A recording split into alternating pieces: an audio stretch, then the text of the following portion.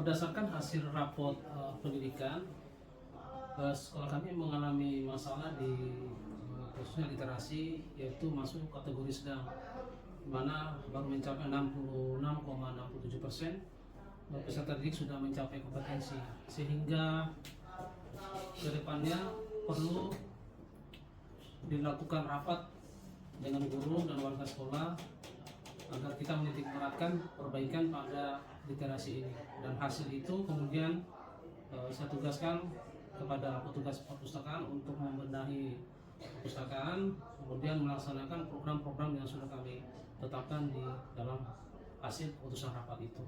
Itulah yang menjadi target kami, sehingga pentingnya perpustakaan di sekolah itu kami melakukan perbaikan. Demikian.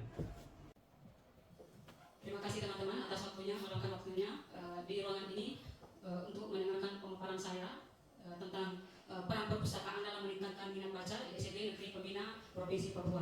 Yang terhormat kepala sekolah, yang terhormat Dewan Guru, yang terhormat rekan-rekan di Tendik. Assalamualaikum warahmatullahi wabarakatuh. Salam sejahtera buat kita semua. Yang saya angkat di sini mengenai perpustakaan adalah peran perpustakaan dalam meningkatkan minat baca di SD Negeri Pembina Provinsi Papua. Kontribusi perpustakaan dalam meningkatkan minat baca siswa berupa menyediakan bahan bacaan dan menyediakan fasilitas yang memadai. Selain itu, perpustakaan berperan menjadi media penghubung antara sumber informasi dan siswa yang ingin mengembangkan ilmu pengetahuan. Kenapa diangkat peran perpustakaan dalam meningkatkan minat baca? Karena beberapa tahun ini literasi untuk siswa maupun guru di sekolah SD Negeri Pembina agak menurun, bukan menurun sekali tapi agak menurun. Makanya dalam kesempatan ini saya akan mencoba untuk meninjau kembali sebagai penanggung jawab perpustakaan. Saya ingin mengembalikan citra literasi di SD Pembina ini supaya lebih meningkat, bukan saja dari segi siswanya tapi juga dari segi gurunya maupun TU. Terima kasih teman-teman untuk mendengarkan pemaparan saya. Yang pertama, bahwa di perpustakaan itu disediakan buku itu ada fiksi dan non fiksi. Selamat siang, assalamualaikum warahmatullahi wabarakatuh. Saya Ibu Sunati sebagai penanggung jawab di perpustakaan. Nah, sekarang kita ada di ruangan kelas, di teras-teras kelas, dan saya akan memasuki salah satu kelas autis. Untuk selanjutnya kita masuk di kelas yang kelas 3 autis, yang kita akan berbincang-bincang dengan wali kelasnya, Ibu Naomi Awetau.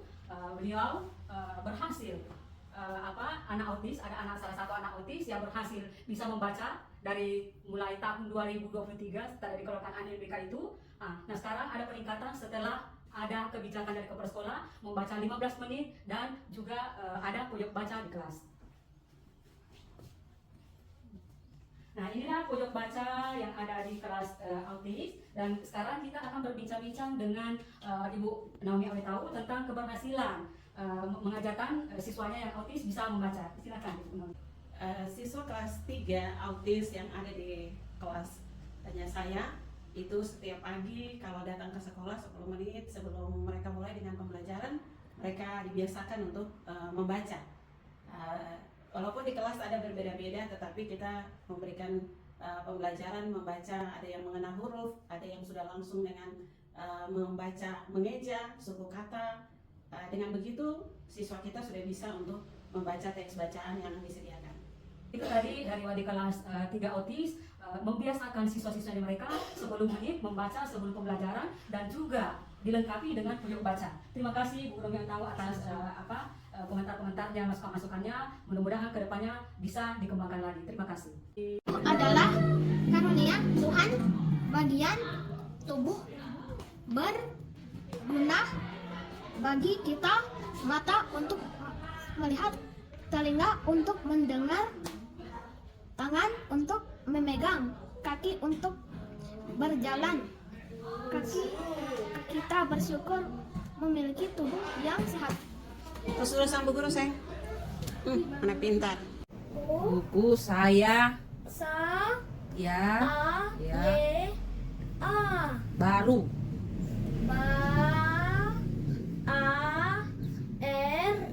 ya, di bawahnya Fabio, tulis ya, tulis Fabio. Fabio Fabio pergi pergi. ya. P Sisinga Mangaraja. Ya, pergi. Pergi Ya. Sultan Hasanuddin. Ya, Sultan Hasanuddin. iya, iya. Pergi Sultan Hasanuddin. G lagi. G di Ya, I. Oke. Ibu mama kayak apa mama. Inilah fasilitas-fasilitas yang ada di perpustakaan SLB Negeri Pembina. Di sini ada buku pembelajaran, ada yang berseri. Di sini untuk SMP, SMA, yang di sebelah SD, SMP, SMA di sini. Baru ini buku-buku untuk sistem bahasa isyaratnya semua ada. Untuk tunanetra ada di sini untuk tunanetra. Kalau yang untuk pendidikan Islam, pendidikan agama Kristen semua ada di sini. Pendidikan Pancasila dan kewarganegaraan, digital yang disediakan di sekolah. Nah, seperti inilah kegiatan anak-anak kami di sekolah. Tiap harinya dibimbing oleh guru kelasnya karena bervariasi sekali Bapak Ibu, ada yang bisa membaca mengeja, ada yang baru mengenal huruf tapi bergambar, jadi itu memudahkan anak untuk mengenal huruf, membaca, mengeja dan sebagainya.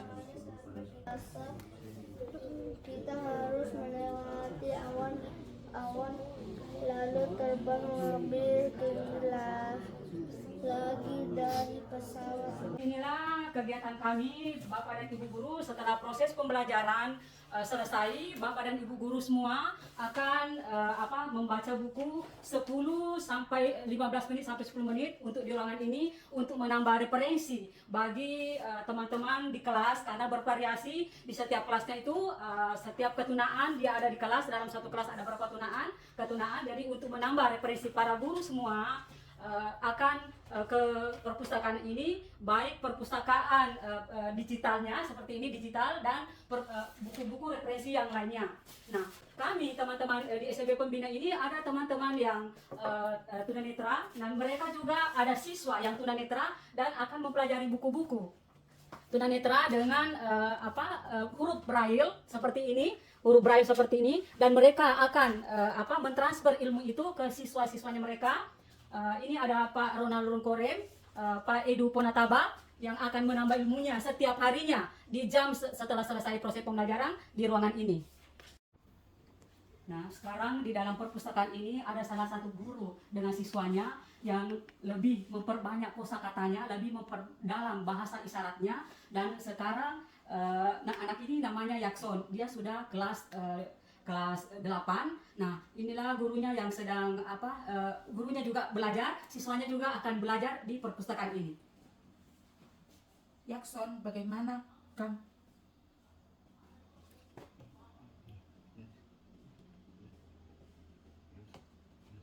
Yakson mengatakan dengan adanya literasi ia dapat menambah banyak lagi kosakata yang dia miliki.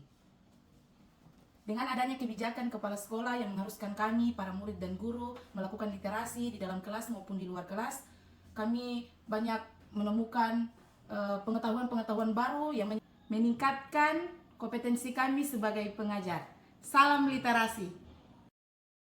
Saya akan bertanya ke salah satu guru yang senior di sekolah ini bahwa apa manfaat membaca di perpustakaan, membaca atau menambah wawasan di perpustakaan setelah selesai pembelajaran di sekolah.